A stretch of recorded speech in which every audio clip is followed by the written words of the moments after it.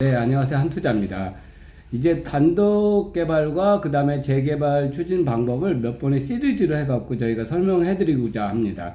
그래서 오늘은 특히 먼저 단독 개발에 대해서 설명해 드릴 건데, 지난번에 초빙하였던 매교 세류 재개발 위원장님이 이 단독 개발을 수도 없이 많이 하셨기 때문에 그에 대한 경험과 전문성을 여러분들한테 설명하고자 합니다. 안녕하세요. 안녕하세요. 네. 네. 제가 이제 사장님과 시리즈로 이 단독 개발에 대해서 사람들이 생각하는 것보다 더 이제 자세하게 그렇게 설명을 해드리고요. 이거를 재개발 추진하는 데 있어서 접목시켜서 재개발이란 어떤 것인가 이런 부분들에 대해서 이해도를 높이기 위해서 제가 설명을 해드리는 그런 작업을 한번 해보겠습니다. 예. 많은 관심 부탁드리고요. 네네. 그리고 또 사장님께서 또 제가 좀 부족한 부분이 있으면 보완해서 설명해 주시면 감사하겠습니다. 예, 아닙니다. 예. 근데 단독 개발 몇 번 하셨어요? 제가 경험 몇 번 했는지 한 30여 번 지인들의 건물이라든가 그 다음에 또 이제 제가 사업을 시행해서 또 빌라로 이렇게 지어서 팔았던 그런 경험은 있습니다. 예, 그래서 사장님이 저를 한 15년 정도 지켜보셨기 때문에 그런 거에 대한 어느 정도 입증된 부분을 아시고 저에게 또 이제 그런 부분을 이렇게 좀 신뢰하시는 부분이 있어서 저를 초대해 주신 거라 생각하고요. 그리고 이제 제가 이 부분에 대해서 한번 일단은 설명을 해드리겠습니다. 일단 오늘 드리고 싶은 말씀은 80평의 땅을 샀을 때 우리가 들어가는 비용이 뭐뭐인가 우리가 생각했을 때 땅값 그 다음에 건축비 이렇게만 생각을 하잖아요. 근데 이제 네. 사실은 이제 사장님께서도 옆에서 지켜보셨지만 네네. 그 직접비 외에 간접비가 많이 들어가잖아요. 그래서 그런 부분에 대해서 간략하게 말씀드리겠습니다. 그럼 저는 중개하면서 중개수로도 우리 위원장님한테 많이 받아봤고 그다음에 취득세도 엄청 많이 내시고 네. 옆에서 매일 하다 보면 대출도 이거 되니 안 되니 어디 대출액이 이자가 높으니 어쩌니 이런 얘기도 굉장히 많이 경험을 해봤는데 네. 지켜보면서도 저도 머리가 아팠는데 위원장님은 그때 엄청 머리가 앞서셨죠. 근데 어쨌든 저는 사실은 이런 과정을 재미있게 생각하고요. 이제 좋게 생각합니다. 그래서 일단 간단하게 말씀을 드리겠습니다. 시간 관계상. 처음에 이제 80평의 땅을 사요. 그러면 건축비, 그 다음에 토지비, 건축비, 그 다음에 그게 이제 직접비예요. 그리고 간접비가 여러 가지 들어가요. 간접비가 뭐가 있냐 하면 세금, 그 다음에 부동산 수수료, 설계비, 멸실비 이런 것들이 간접비예요.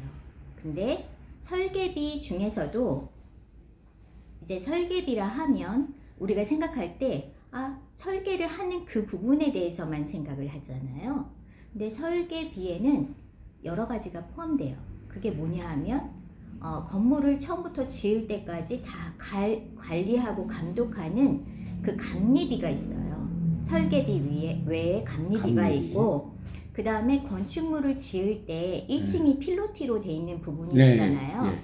그러면 그 필로티 부분이 50%가 넘어가면 구조 설계라는 걸 또 해야 돼요. 왜냐하면 지진이라든가 이런 거에 대한 대비를 해야 되기 때문에. 그래서 구조 설계비가 들어가요. 큰 부분은 아니지만 그런 부분이 들어가고요. 그리고 우리가 여기 또 뭘 얘기했어요? 제가 간접비에 세금을 얘기했죠.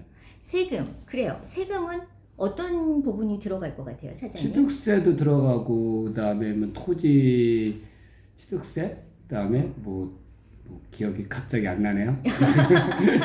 사장님 이제 보통 사람들이 얘기를 할 때 취득록세 땅을 구입할 때 취득록세만 생각을 하시잖아요. 건물도. 그런데 이제 이 세금이 뭐가 들어가냐 하면 땅을 살 때 취득록세가 들어가요. 그리고 또 큼직한 게 뭐가 들어갔냐 하면 건물이 다 완공됐을 때 준공이 떨어지면 보존 등기를 하기 위해서 새로 지은 건물에 대한 가치를 평가해서 그 세금이 또 3점 몇 프로 들어갑니다. 그렇죠. 그리고 그 건물을 다 지을 때까지 토지 대금이, 토지에 대한 그 보유세, 그런 부분, 또 이렇게 허가를 받아야 되니까 아주 적지만 면허세 부분, 이런 부분들이 이제 세금에 속하고 있습니다. 그리고 또 어떤 간접비가 들어가요? 멸실비 들어가죠. 왜냐하면 헝 건물이 있었잖아요. 우리 재개발도 헝 건물을 하고 짓는 거잖아요. 그래서 멸실비가 안 들어갈 수가 없어요. 그래서 멸실비가 들어가는데, 멸실비에는 또 어떤 것들이 있나요? 멸실할 때 보면은 뭐 옆에 많이 치더라고요. 천막 비슷한 거 치고, 예. 그다음에 뭐 철거하려면 철거 설계비가 있다라는 그런 예, 얘기 예. 들은 것 같아요. 그래서 예전에는 철거를 하면 그 이제 폐기물 처리비, 그 다음에 이 아시바라고 해요, 일본 말로. 그래서 옆에 천막 같은 거 이런 거 먼지 날리지 않게 하기 위해서 그런 걸 칩니다. 근데 그런 비용만 이제 계산을 했는데 이제 법이 바뀌어서 한 2, 3년 전부터 2년 전부터 법이 바뀌었어요. 그래서 어떻게 하냐면 3층 이상의 건물을 헐을 때에는 그 감리를 둬야 돼요. 감리. 그러니까 설계를 다 허는 거에 대한 설계를 해야 돼요. 네.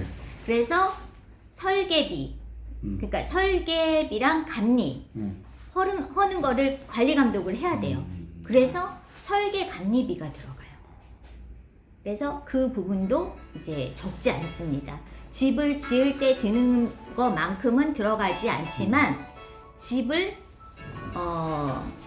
허는 데에도 감리비가 그래도 들어간다. 이렇게 생각하시면 돼요. 그래서 그 설계 감리비가 들어가고 또 거기에 따른 시간이 또 지체되겠죠. 그리고 이자비용. 성명 검사를 또 해요. 성명 검사. 예, 성명 검사. 그렇게 하고 이제 그 다음에 폐기물 처리비 이렇게 해서 예전보다 이 멸실하는데 돈이 한 3배 정도 더 들어가는. 예전에 뭐 한 1,000만 원 들었다면 3,000만 원, 만약 1억이 들었다면 3억이 들어간다는 얘기네요. 예. 그러니까 이게 건물이 작은 거는 오히려 그런 감리나 이런 걸 안 해서 별로 차이가 안 나는데 일단 폐기물 처리비도 올랐거니와 이제 그런 간접비가 많이 들어가고 시간도 이제 한 4배 정도 더 들어가는 것 같아요. 그러니까 그전에는 허는데 한 일주일이나 2주면 되는데 지금은 2달 이상 걸려요. 예, 그리고 종합면허업체가 그걸 또 헐어야 되고요. 그런 과정들이 이제 비용이 많이 발생하는 구조로 법도 바뀌고 그런 일련의 과정들이 많이 바뀌었다는 거 이런 거 좀 알려드리고 싶고요. 그러면 이제 처음에 이제 설계를 시작하면은 이제 뭐 방법이 있지 않습니까? 터파기도 파야 되고 지진 대비 뭐 그런 것도 해야 되고 뭐 지질 조사요. 지질 조사 해야 되고 뭐 요즘에는 뭐 뭘 박는다 그러더라고요. 뭐 파일을 박아요. 파일을 박아야 되고 뭐 등등 절차가 굉장히 많이 나오는데 한 1년 이상 걸린다고 그러는 거죠, 짓는데. 짓는데 이제 저희가 예전엔 통상적으로 뭐 3개월에 짓느니 6개월에 짓느니 이런 얘기를 하셨어요. 근데 제가 20년 넘게 20년 전에도 집을 지어봤지만 6개월 내에 끝내본 적은 한 번도 없습니다. 남의 집이니까 그냥 그렇게 빨리 지을 것처럼 그렇게 생각을 하시는데 사실은 그 준비 과정이나 처음에 땅을 매입해서 다 완공되기까지 보통 통상적으로 1년 이상을 보셔야 되고요. 그 다음에 1년 반 이상을 봐야 돼요. 지금은. 그렇게 하고 나중에 분양까지 가는 데는 한 정말 좋은 시기에 잘 팔린다 하더라도 뭐 미리 예약도 한다고 하는데 저는 그래 본 적은 한 번도 없고요. 제가 보니까 그 한 2년 이상을 2년 이상 소요되는 경우가 대부분이었습니다. 근데 미분양된 경우도 많았잖아요.